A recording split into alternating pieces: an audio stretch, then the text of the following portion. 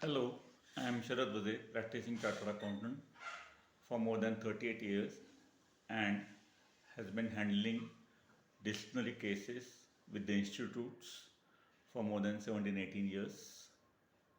Now, in the last lecture, we have seen clause 1 and 2 of Schedule 1, Part 1 of the respective statutes, that is the Chartered Accountants Act, the Cost and Works Accountants Act, and the Company Secretaries Act, all the three statutes being identical so far as both the schedules are concerned. Now, today we'll see clause 3, which reads like this: a chartered accountant in practice. I have taken the Chartered Accountants Act as a reference, but wordings in other statutes is equally identical. A chartered accountant in practice shall be deemed to be guilty of professional misconduct if he accepts or agrees to accept any part of the profits of the professional work of a person who is not a member of the institute, provided nothing herein contained shall be construed or as prohibiting a member from entering into profit sharing or other similar arrangements, including receiving any share, commission, or brokerage in the fees with a member of such professional body or other persons having qualifications as is referred to in clause 2 of this part. Now we'll see which are the other professionals or bodies. We have briefly seen it in the last session, in the last lecture, with respect to other professional members. Now the main clause 3 reads, accepts or agrees to accept any part of the profits of the professional work of a person who is not a member of the institute. It is like clause 2, which says if he pays or allows or agrees to pay or allows directly or indirectly any share, commission or brokerage of his professional business to other person. That means clause 2 was applicable to payment by a professional, whereas clause 3 is applicable for receipt from a non-professional by a professional. So if a professional accepts any part of the profits earned by a non-professional as a share, then it is a professional misconduct. For the obvious reasons, we have seen that in clause 4 immediately that a professional is not allowed to be a partner with a non-professional. So like clause 2, a member cannot share his fees with a non-member. In the like manner, under clause 3, a professional is not permitted to pay or share his fees or profits to a non-member. Then clause 4, which reads like this: if a professional enters into partnership in or outside India with any person other than a chartered accountant in practice, or such other person who is a member of any other professional body having such qualifications as may be prescribed, including a resident who, but for his residence abroad, would be entitled to be registered as a member under clause 4 of subsection 4(1) of section 4, or whose qualifications are recognized by the central government or the council for the purpose of permitting such partnership. Now clause 4 restricts to partnership with other non-professional members. So what clause 4 says, enters into partnership in or outside India. Now as we know, Schedule 1 Part 1 applies only to professional in practice. It is not applicable to a person who is not in practice. So if a practicing professional in India enters into partnership in India with a non-professional, exceptions are there to which we will go later. With a non-professional, it is prohibited. Similarly, a practicing professional in India enters into partnership with other persons outside India, then also it is prohibited, provided the partnership with other persons outside India is permissible if and only if such other person is a member of any other body having certain qualifications as may be prescribed. That means a person, a professional, say chartered accountant, having certificate of practice, goes to UK and becomes a partner of a professional chartered accountancy firm in UK, provided or because of his professional membership of that UK institute, then it is permissible because such qualification of a UK institute is recognized in India. So a practicing chartered accountant of Institute of Chartered Accountants of India can be a partner with a practicing chartered accountant of other professional bodies which is recognized by our council or which is recognized as per section 415 of the Chartered Accountants Act by the central government. And the next clause is with respect to, again, I'll be taking clause number 3, 4, 5 simultaneously because of certain rules and regulations which have been separately prescribed. Clause 5 reads like this: secures either through the services of a person who is not an employee of such chartered accountant or is not his partner by means which are not open to a chartered accountant by any professional business. That means if a professional secure the services of a person who is not a professional himself, it is prohibited. Now, for instance, as we know or will be saying it in the subsequent clause in 6, where you are not allowed to solicit the clients, you are not allowed to advertise. Therefore, if a practicing professional hires any other person to do the work of solicitation or advertisement, thereby secure professional assignments, this is also prohibited by law. However,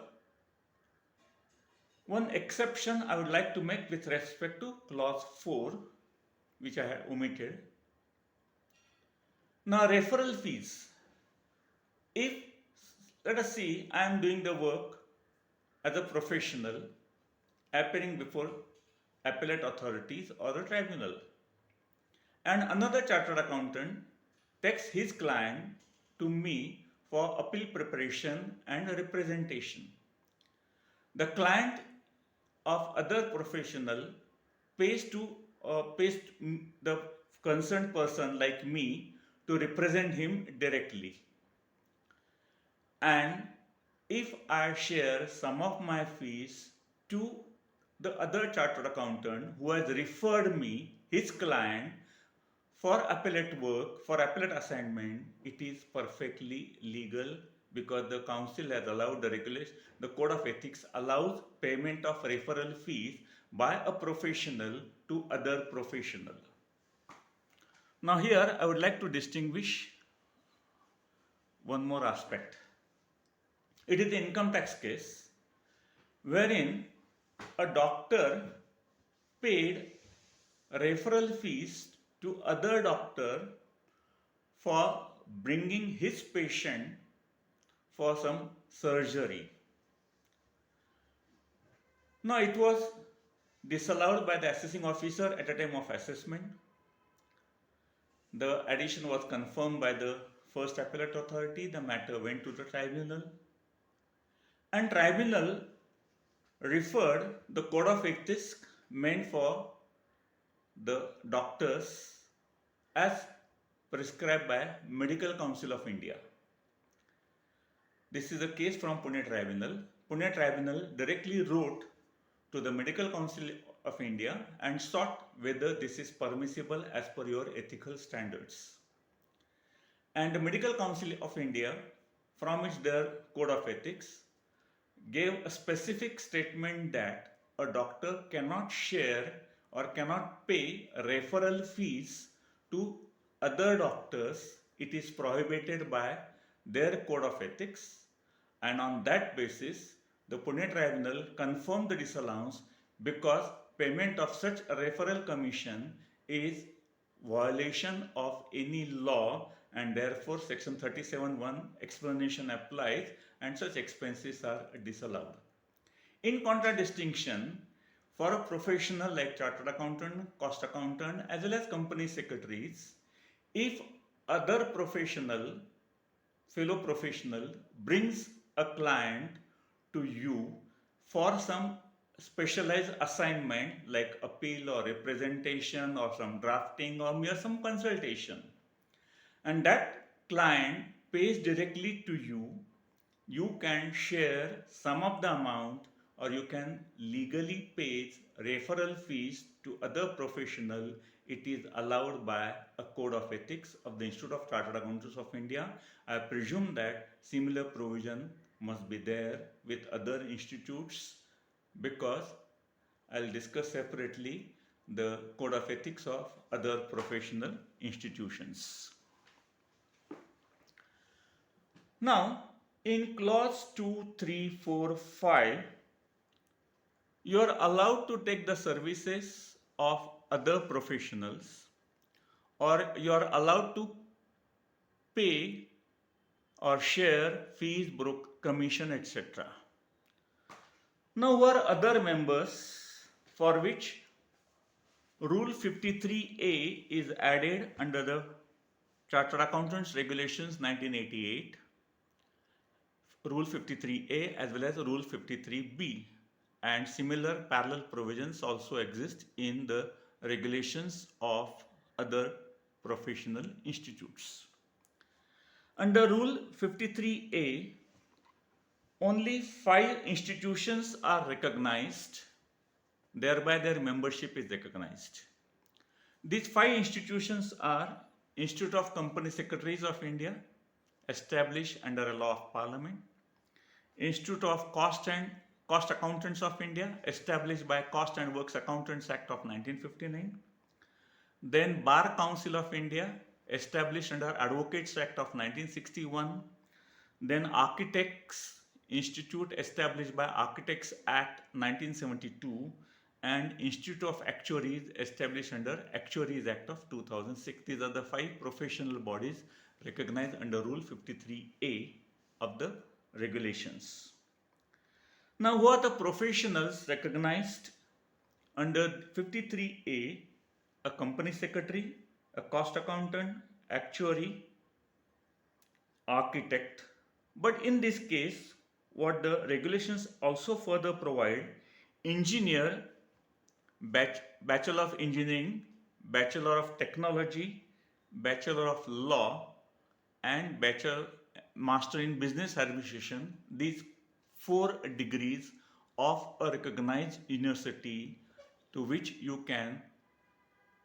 are covered by clause 2, 3, 4 and 5. That means you can accept the work from them, you can pay the referral fees, you can share the fees, or you can get the fees or share in profits from these professionals given in. So professional bodies are 5, but number of professionals are 8. Now, when the rules have prescribed, regulations have prescribed in the Rule 2, 3, 4, 5 certain other professionals, then the thought was going on for constituting multidisciplinary partnership firms. Now, accordingly, the Institute of Chartered Accountants of India have notified changes or amendments in rules and regulations wherein a professional chartered accountant can be a partner with other professional members who are others. Now, these other persons are company secretaries, cost accountants, actuaries, engineers, and advocates. So, other partnership with other professionals is acceptable to the Institute of Chartered Accountants of India with respect to company secretaries, cost accountants, actuaries, engineers, and advocates only. So, it is surprising to note that the final distinction that you can share the fees, you can pay the fees with a Bachelor of Technology and Bachelor of Architecture and MBA, but you cannot form a partnership with these 3 persons who are Bachelor of Technologies, Bachelor of Architects and master in business administration, even though of a recognized university. So you can be a partnership with these five professionals, but not with these three. Let us you call them a professionals here also. But you can pay the referral fees, you can pay the any share in fees, you can share in profits, you can accept share in fees, share in profits, but you cannot form the partnership sum. I really do not understand why such distinction is being made with respect to multidisciplinary firms also. Now, these 3, 4, 5 clauses and clause number 2, what we have seen last time, is with respect to regulations 53A and 53B, which has been introduced and notified by the Institute of Chartered Accountants of India.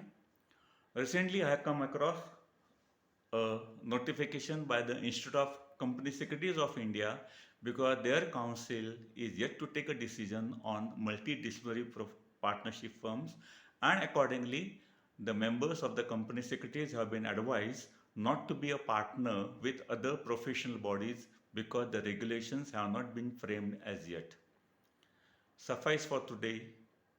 In the next session, in the next lecture, we'll see the most important clause of solicitation, advertisement, etc. Thank you for today.